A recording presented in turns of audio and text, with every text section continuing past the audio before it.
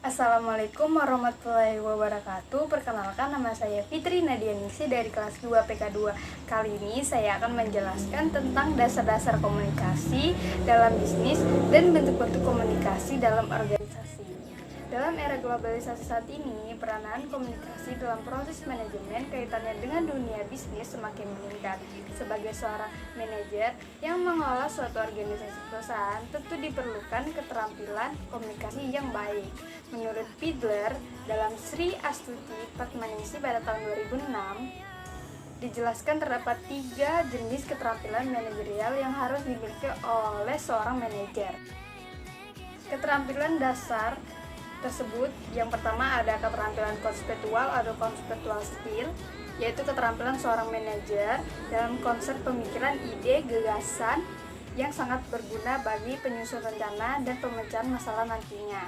Yang kedua ada keterampilan berhubungan dengan orang lain atau bisa disebut dengan humanity skill, yaitu kemampuan seorang manajer yang berinteraksi dengan orang lain. Yang ketiga ada keterampilan teknis atau technical skill. Keterampilan ini pada umumnya merupakan bekal bagi manajer pada tingkat yang lebih rendah. Pengertian komunikasi. Kata komunikasi berasal dari bahasa Latin yaitu communicare, yang mempunyai arti memberi, mengambil bagian atau meneruskan sehingga terjadi suatu yang umum atau common, sama atau saling memahami. Komunikasi adalah pengiriman dan penerimaan pesan atau berita antara dua atau lebih sehingga pesan yang dimaksud dapat dipahami. Berdasarkan pendapat dari beberapa para ahli serta menurut Kamus Besar Bahasa Indonesia, dapat kita simpulkan bahwa komunikasi adalah proses pengiriman dan penerimaan pesan atau berita antara dua atau lebih orang atau pihak sehingga pesan atau berita yang dimaksud dapat dipahami. Dalam proses komunikasi terdapat 6 langkah. Yang pertama ada pengiriman pesan mempunyai ide atau informasi untuk dibagikan kepada orang lain. Yang kedua ada pengirim menyediakan ide atau informasi yang akan dibagikan. Yang ketiga ada pengirim mengirimkan pesan. Keempat, penerima menerima pesan. Yang 5, penerima mengartikan pesan.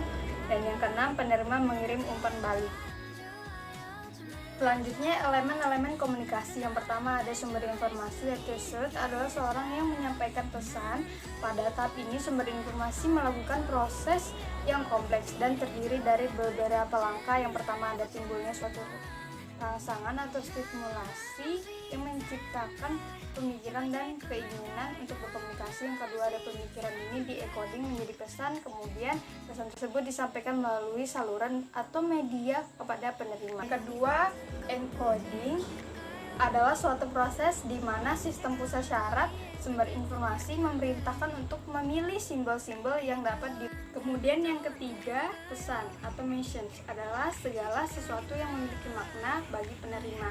Pesanan merupakan hasil akhir dari proses encoding. Pesan ini dapat berupa kata-kata, ekspresi wajah, tekanan suara, atau penampilan. Yang keempat ada media. Media adalah cara atau peralatan yang digunakan untuk menyampaikan pesan kepada penerima. Media tersebut dapat berupa surat, telepon, email, dan lain-lainnya. Kemudian yang kelima, decoding. Decoding adalah proses di mana penerima pesan menginterpretasikan pesan yang diterimanya sesuai dengan pengetahuan, minat atau kepentingannya. Dalam hal ini terjadi proses konversi informasi dari suatu sumber atau objek menjadi data.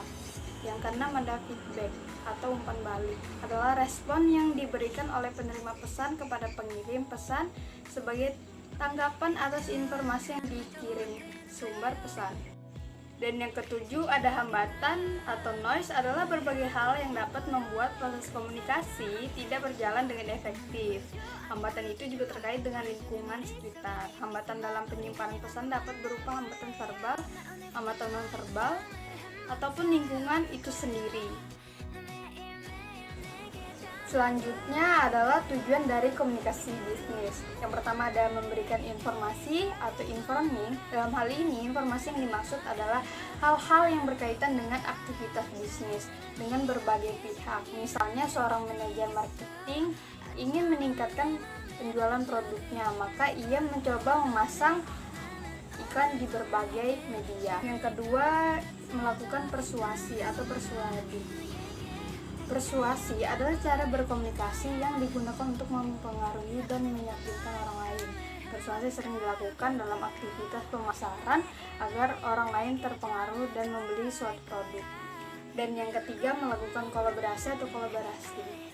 Kolaborasi adalah bentuk kerjasama, interaksi, kompromi pihak-pihak yang terlibat secara langsung dan tidak langsung yang menerima akibat dan manfaatnya. Selanjutnya, manfaat dari komunikasi yang efektif. Yang pertama, ada hubungan bisnis lebih kuat. 2. Pemecahan masalah lebih cepat. 3. Mengambil keputusan lebih mantap. 4.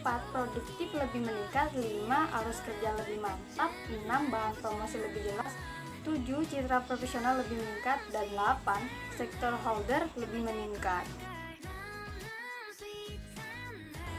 Kemudian bentuk-bentuk komunikasi. Yang pertama ada menurut ruang lingkup, yang kedua ada menurut segi formalitas, yang ketiga ada menurut arahan, yang keempat ada menurut keberlangsungan, yang kelima menurut pola yang digunakan, dan yang keenam menurut jumlah dan sifat komunikan. Sekian dari saya. Apabila ada kesalahan kata atau penjelasan, saya mohon maaf. Terima kasih sudah menonton. Assalamualaikum warahmatullahi wabarakatuh.